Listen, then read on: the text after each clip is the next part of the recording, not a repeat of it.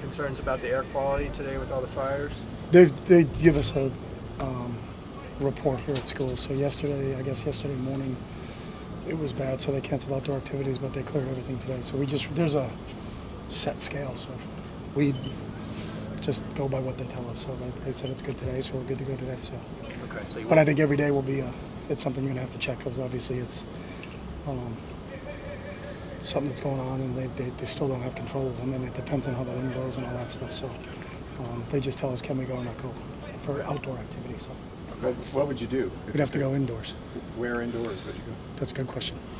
So they have plans in place. We just haven't gotten to that point. So, but there's a plan in place if we have to go indoors. So whether it's in Austin or whether it's in Poly or the men's gym, it depends on what time and what's available. So, and I think every day is kind of depending on the day. But we have a plan in place if they say we can't get outside. So. But you wouldn't have much room in those places. Yeah, like I mean, a that's 100-yard field. So how would that impact the ability to do what you need to do if you needed to do that? You don't worry about things you don't control. So if we're gonna go inside, we go inside. We're gonna go in the parking lot, we go in the parking lot. I'm not concerned about that. How well do you know Clay Helton? I know Clay. Clay came in the league, and I knew him when he was a coordinator, and really sharp football coach. Comes from a football family. Dad was a great coach. Brother's a really good coach. Clay's a really good football coach, and I've known Clay for a while. Does a really good job.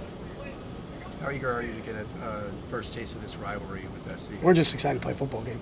So, we got a little bad taste in our mouth from Saturday, and the best thing to do is get back on the practice field and get ready to go play against a really good team. And obviously, a lot of our guys know their guys. There's a lot of guys that played high school football together, and then one went here, one went there. So I think that's part of the unique thing about the rivalry is not only the proximity of the schools, but how many guys on their team played with guys that are on our team. There's a real familiarity with this team more than any other team we play. So.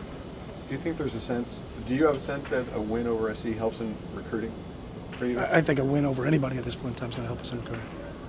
Has Spade done enough to keep going as a starting quarterback right now? We'll see how practice goes this week. I thought Wilton did a really, really good job last week. But again, health is the most important thing for everybody. And I say this, and you guys look at me like I'm crazy, but if somebody gets hurt on Thursday, you name to start it on Monday, then it doesn't matter. So we get enough reps in how we train that both of those guys will be prepared to play in a football game. Is there a point where a quarterback kind of builds up enough equity where he doesn't have to prove himself in practice every week? Not if he's hurt. Right, but assuming that. Well, I don't assume. I don't take injuries out of the equation. I take everything blunt reality. Okay. So you can't take it that way. So if you're going to work in the hypothetical world and start to take things out, then like I said before, what if we all get the plague? So I don't deal with that. We deal with reality.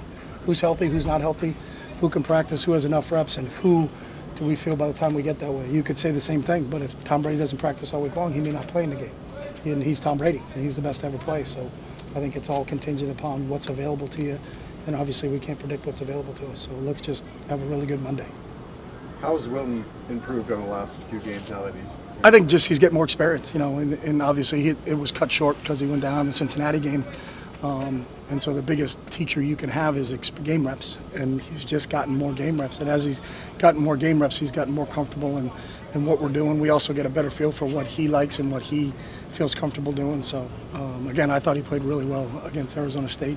I thought he did some really good things with his legs, extended drives at proper times because the coverage was such that things were open for him at there, and I thought he was really accurate with the football. There was one pick, but it was on a tip ball. But besides that, I thought he played a really clean football game. Do you believe in the idea of closing a season with momentum that can carry over to the next season? No. Why not? Why not? Yeah. Just look at the history of everything. I mean, in this day and age, last year doesn't mean anything. You know what I mean? I mean, think about it. Notre Dame was awful. Brian Kelly's a bad coach. Now all of a sudden they're the 3 team in the country.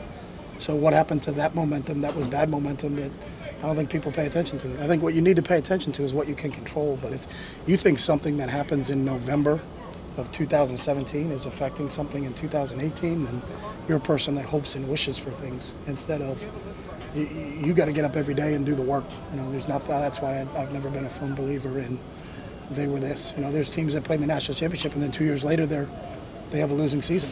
Well, what happened? You know what I mean? Maybe they were hoping and wishing that the momentum took care of it and didn't do the work. It's all about doing the work and taking care of what you can control. So the momentum part of this, people don't remember a week ago in this day and age, let alone a whole year ago. So, tell me who was ranked 3rd in the country last year at this time. State up. Don't know, right? Yeah. So Where's the momentum there, right? Yeah. There is no momentum. You know what I mean? Last year, who was the hot team? Now this year, it's this. You know, what's the hot thing in music? That guy's done. What's the next thing? At one point in time, Milli Vanilli was on top of the world, right? And then it all crashed and burned. So, yeah, we're not thinking about momentum. We're thinking about having a really good Monday. So, when you look at the film in Arizona State, what were they doing to take away Josh Kelly? what's that? When you look at the film of the Arizona State game? I think we just have to execute better. You know, we had some things in the past game, and I thought Wilton did a really good job in the past game, but it wasn't a scheme thing that they were doing. It was just we got to win our one-on-one battles in our blocks, and we didn't do as good a job in that game as we did in other games. So. How has Jay Smalley done filling in at outside linebacker? Jace has been a real good addition to that group. Obviously, we're down in numbers. Really at that position, you know, we only had 3 healthy bodies coming in. So Jace has really stepped it up, you know, and I think that's a lot of our young guys have really stepped it up, and that's the cool part of what I mean. You can be positive or negative with it, but you know, our kickoff return team has 7 true freshmen and 4 walk-ons, and one of those freshmen is a walk-on. So it's an opportunity for those guys to step up and show us what they can do.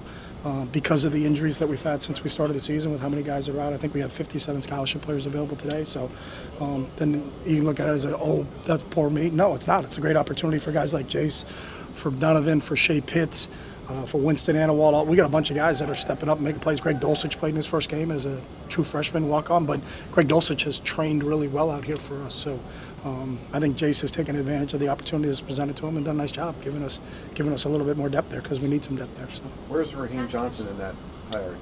he's below those guys.